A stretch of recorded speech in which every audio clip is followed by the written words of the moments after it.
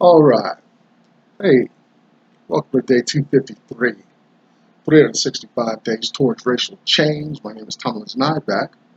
We are discussing black issues in America, how we're getting along. Is there any need for change? What is happening with black folks? We take historical, factual information, bring it into today, even some fictional stuff. We're back into story time. Uncle Tom's Cabin and seeing uh, how those issues jive with um, black life in America, making black lives matter, you know, and demonstrating why and such. My concern, a couple big concerns I like to talk about is the black mind. Uh, is it educated? Does it think critically? Does it desire change? Does it think um, we are on the right path of um, existing, moving, living to be thrive in America in general? A lot of that stuff is a big concern of mine. I wonder also about white folks, how they get along, if there's any conviction um, to their position that they have here in America, who they are, you know, do they ever feel like they could and should do more to make this um, more equally competitive, the system um, you know, more open to alternatives from people of a different color? Those kind of things strike me in my experience. And that's the most authority I have as well. You know, I'm not an authority in LGBTQ issues, Hispanic, Asians, Arabs, white people. I just know my experience, and I believe there's been elements of challenge in there because of the color of my skin. Another burden of mine is for financial literacy, how money works, where it's going. Uh, does trade wars and some of the big headlines today really matter to me? You know, 2008 we had crashes and challenges and stuff like that, homelessness and defaulted loans and whatnot. I got family members who weren't even touched by it. They had positioned themselves properly, and none of that fazed them.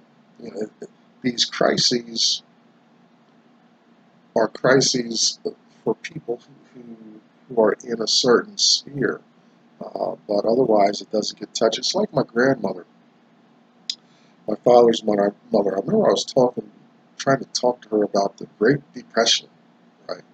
And like, she wasn't highly educated or anything like that, but you would think that an event like that going on in the nation just touched everybody, and everybody was problem. I mean, after all, they showed some long lines, white men, bread lines, and whatnot, right? This is the other side of the financial literacy understanding, is that my grandmother was so poor that she had no concept of the Great Depression. Life didn't get better or worse for her one bit. She had no idea what I was talking about, right? The Great Depression appears to be this time in history where so much privilege was taken away from everyone, when that's not the truth. You know, there are people who went right along, scraping, eating muskrat and doing their best to get something off the land that they could. You know, that I don't know. That's kind of sad. Like, it's good that some big economic event doesn't alter the lifestyle, but it's bad because, you know, the lifestyle is so challenged that it's not touched by these huge economic events. You know, I'm hoping to make a better splash, better outcome. I'm determined to finish my life well, have my own children raising up and all that. It's never too late. I, I kind of believe in some of the biblical miracles about childbirth and the age of parents. I've had friends in the past. I had a guy whose father didn't start having children until mid-50s. You know, just recently, a few months ago this year, 48-year-old woman had a healthy child. It's not impossible. Yeah, you know, maybe the risk does go up with age, but it's just not impossible. I'm inspired to do this work about race in America by a man named Dr. Claude Anderson. I've read through his works. If you get one book, get this one, A Black History Reader, 101 Questions You Never Thought to Ask. I've also read Black Labor, White Wealth, Search for Power and Economic Justice, and Dr. Anderson's National Plan to Empower Black America, Powernomics. You can find Dr. Anderson at Powernomics.com. Behind me, you see the hashtag us two simple black women. They're conversing, supporting one another over some of their specific issues. Check out Black Enough, BLAGGENUF. Have a Black Facebook experience. And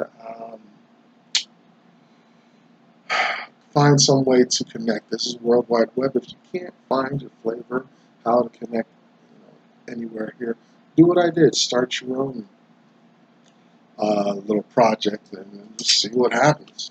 Make a year commitment and see what goes on. You can do it. If I can do it, you definitely can do it. Very few things I follow through on. I'm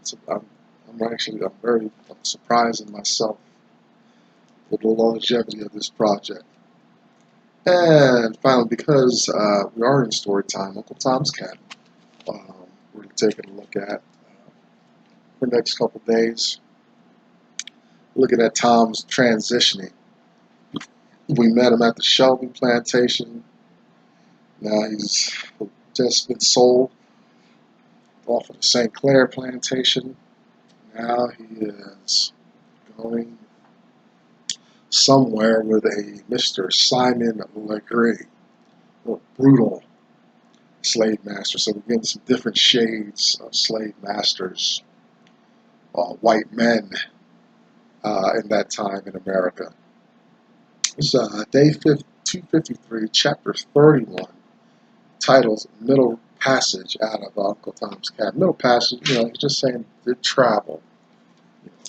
They're moving from the auction house. We looked at the slave warehouse yesterday, and now we're moving on. They're on a boat and seeing how we're getting along. Tom on this boat. Remember, Tom and Emmeline sold together. Tom for his brawn, strong back, a lot of work, and good return on investment out of Tom. And Emmeline, beautiful, young, light-skinned female, who this Simon Legree has sexual intentions towards. Let's see how they're getting along. Tom is still leaning on Jesus. It's not a surprise. Harriet Beecher Stowe just says Tom's anchor in life is his relationship with God, with Jesus. And she makes that very clear. Tom has Jesus, but he's still going through depression. He's processing these changes of events in his life. This lack of control, getting further away from family, his outreach, good heart, and all that doesn't seem to get a whole lot of feedback, positive support. I get very irritated at that when I feel like I'm putting out, and then somebody wants to come and tell me I'm not participating. I think Tom is getting a little bit of that. Why? Thank you, God, but how much longer do I got to put up with this stuff? So he's moving away from the familiar again, and he's got to process. Now he's on a boat, and they're on the way. On the way, Simon Legree, he's stopping at certain places, picking up other slaves and whatnot, on the way back to his plantation, his cotton plantation. So he's trading and exchanging, and he winds up, he's got about 8, slaves that he's has control over. And in the process, if things have finally settled down, so he's appraising Tom. He's like, what's your name and all this. It's still very rough with Tom. Uh, tells Tom that he's got to take off his clothes, because Tom's wearing some pretty nice clothes, boots. He has Tom stripped, and he hands him kind of some second-hand used clothes that probably just fit. And told he's got to make do. Gets 1 clothes a year. That's it. I grew up the same way. One, my sneakers had to last for a year. Stuff. Same way. It's interesting. And until I read Harry Beecher Stowe's work here, I didn't realize how much my life, my upbringing, mirrored the slave life. And I didn't grow up with means, and I had 2 other siblings in the house, both parents working, so it was very challenging, struggling. So you didn't have multiple pairs of shoes in a year, and your clothes did have to last a year, school year, and stuff like that. But that's the way it was. And I mean, classmates and other kids my age had the means, probably had a whole set of clothes and stuff. But no, I had enough that they had just got recycled for the week. I actually still live that way. Not a whole lot of clothes. Everything's real functional and stuff. Nothing to really be casual out in the world and showy and classy and stuff like that. Gives Tom a pair of clothes. Looks at Tom's. He rifles Tom's pockets and stuff. Some stuff he throws in the water. Bible, hymn book, kind of begrudgingly lets Tom keep it. Talks about Tom's piety and whatnot, but not to expect any favors from Simon Legree. Simon takes Tom's whole luggage suitcase, takes it to the front of the boat, and he auctions off Tom's clothes immediately. Because Tom's his property. He can do that, right? That's the other side of this conditioning, is where, I think I've run into white people who are like, how dare you assert, a different will than mine, black man. That white people might not openly admit it, but there's a conditioning for white folks too, as far as this thing of ownership, control in the land from slavery times. That it's always been, always was. Therefore, black people just need to get in line and be in lockstep with the will of whatever white folks are doing. This comes directly from the slavery times. Simon Legree is like that. It's not. He doesn't ask permission. You know, whatever is associated with Tom belongs to him now. He appropriates it, and off it goes. And everything goes, and finally Tom's suitcase is auctioned off, and Tom is just watching this. The slave has to be passive. The slave has no say. When you go to court, is there a court that you go to say the white man has taken the possessions and stuff like that? That's some of the frustration I feel sometimes. Sometimes I feel like I have no voice. That white people are just getting away with it. I remember I got into physical altercation with this white dude some years ago. Cracked my face up pretty good and whatnot. And but I was like,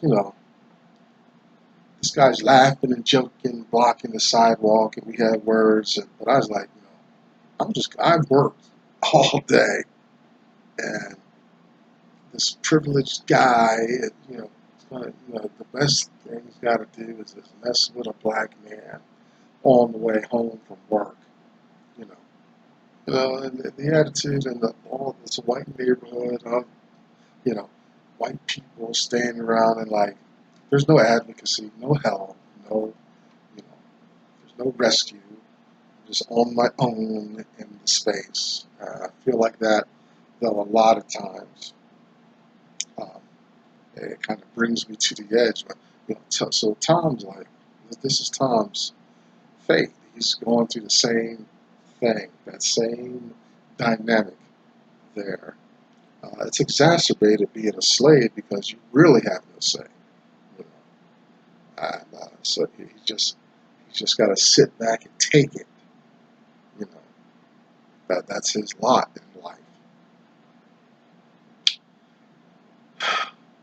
After Legree pilfers and throws away and steals Tom's stuff, replaces his stuff with poorer quality materials and clothes. Gives him poor shoes, slave shoes of the day. He warns Tom not to be overly pious and singing on the plantation and all that.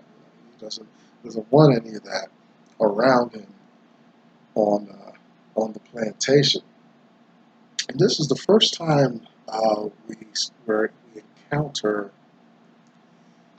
defiance from Tom. It's inwardly, it's not outwardly or overt. But Harriet Beecher Stowe says, Tom inwardly says no, and Tom inwardly is resisting. And that's pretty fascinating. We're done past 2/3 of the book, and Tom's always been passive, overtly humble, and stuff like that.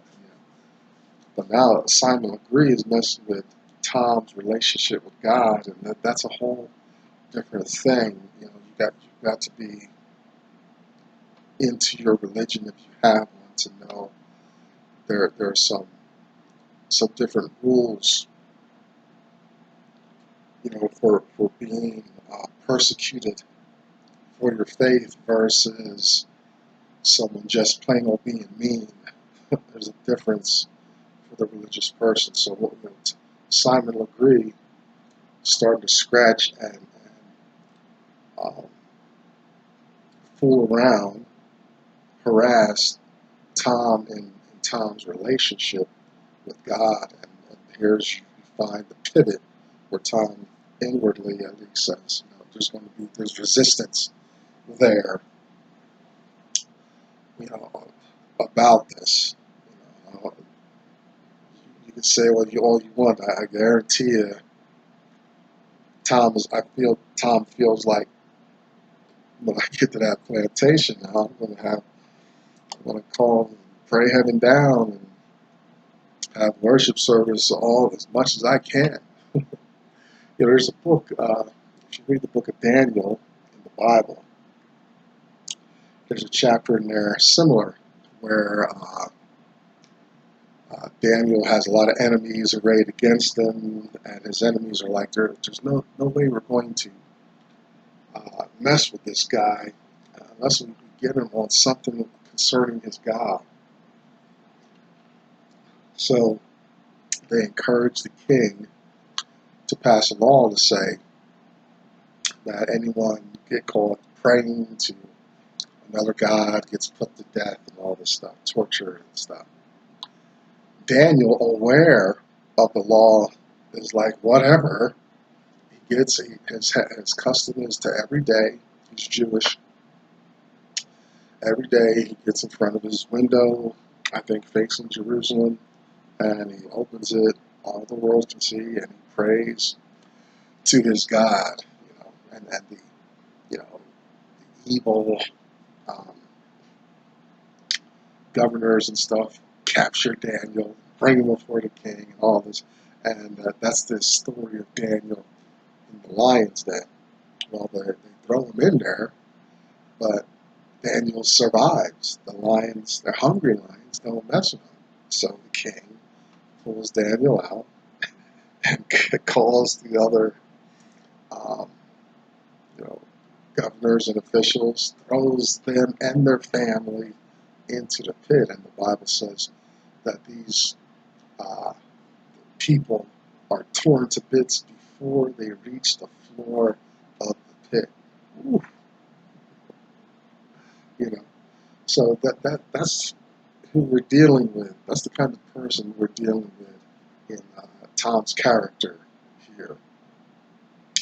He's inwardly rebelling. He's reciting scripture in his mind, and he kind of lets it rest for now. We'll see later on how some of that's going to play out.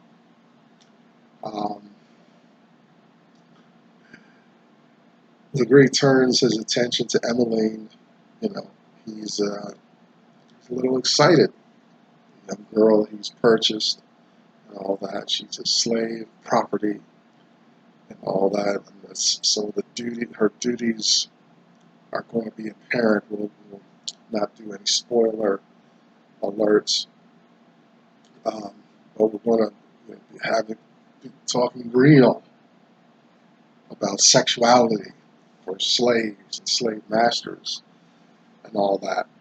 And so Emmeline, she's crying, she's not feeling it. The other slave women, know what kind of man he is and are like, ah. And Simon Legree is perceiving all of this resistance to him being recognized as almost a god in their midst. And he stamps his foot and he says, look at me. Get it through your head right now. You better put a good face around me. You see this fist, and his fist, it's hairy, calloused, rock hard, heavy. He has Tom. He tells Tom to weigh his fist in his hand, feel this, and Legree boasts about the hand, the fist, callous from knocking niggers about.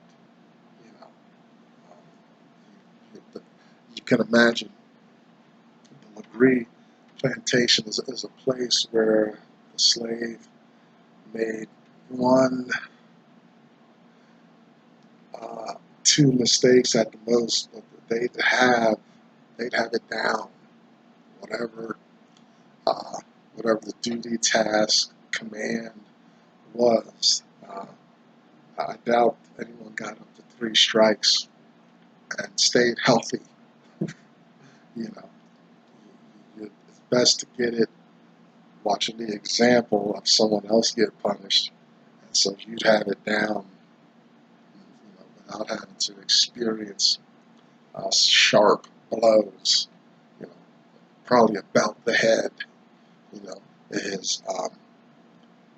his fist is calloused like a hammer, so it's probably from striking the head. It's not striking soft parts, the stomach, or backside, or the legs. It's just that bone right there. He's getting it through their heads. What he wants to happen. That's our Simon Legree there. He goes on. Once he feels he's got their attention, obedience, and all this stuff, he goes on and he has some conversations with other white travelers. And some of the conversations goes around like, oh, how long do you keep a nigger? And how long do you, and all this. And he says, look, I'm a hard man. He's proud of it. Legree, he just uses them up. He's expecting. He already even has a set amount of time, to get a return on his investment, and they die. that's this guy, Simon Legree. That female, I'm going to get about 2 years over her, 2 or 3 years out of her, and then she'll die. That man over there, I'm going to get about 6 to 7 years out of him, and then he'll die. And then he says it's cost efficient that way. No retirement or things like that. I imagine this is deep south. Deeper south you go, the harder it is. And so these slaves on his plantation, probably age out, some of them, when they're getting enfeebled, can't handle the miasmic stifleness of the humid deep south. Said the same issues that probably killed off Eva. Once the black slaves get too old for that, he probably sells them off to just off somewhere. No retirement on his plantation, laying around and stuff like that. It's just his mind just it's easier to just use them up until they die. That's Simon Legree's way. You wonder, is there some motivation? What makes Simon Legree like that? Is that the common experience for slave masters? Is that the best they can offer the world? Is that their only identity? Or is he like most people, calloused from past experiences? I used to be the laugh all the time, joke all the time, and all that, until I saw life started to get away from me. Until second chances didn't readily become apparent. Yeah, and then I woke up and said, wait a minute, I could have used that back there. I was interested. I thought I had another chance at that. Nah, brother. You blew it. The chances do eventually run out. But things happen in people's lives to make them a little more rigid, stern, stiff in some areas. Something might be gnawing and chewing at Simon Legree. We'll have to read a little further, find out. Hey, listen, thanks for hanging out. And it's always great spending time with you. Welcome new subscribers. And please stay tuned in. We got 112 days or so to go. Can we make it? Holidays are coming. I'm in school. It's crazy right now. I I've had to make 3, 4, 5, 6 videos a day to keep up with this thing. Well, let's send your energy my way to hit that 365. I'm Tom was not back. That's day 253 out of the way. We're going to still stay in Uncle Tom's cabin. I encourage you to get the text if you don't have it already. Bye-bye. Thanks for hanging out.